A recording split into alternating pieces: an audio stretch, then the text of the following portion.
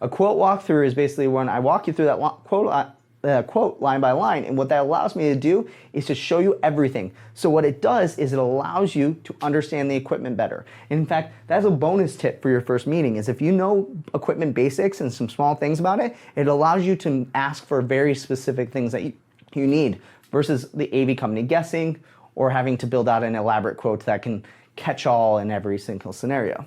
So, but when you do these quote walkthroughs, it allows you to understand what's on the quote. But what you find is there's this catch-22. Sure, you're spending time with the company walking you through the quote line by line, but what you find is you might find there's mistakes made in it. You might find that there's already edits because the schedule's already changed, whatever it may be. And what it allows you to do is to get an updated, revised quote even faster.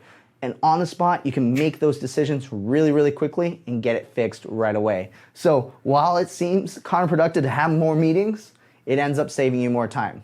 I promise you.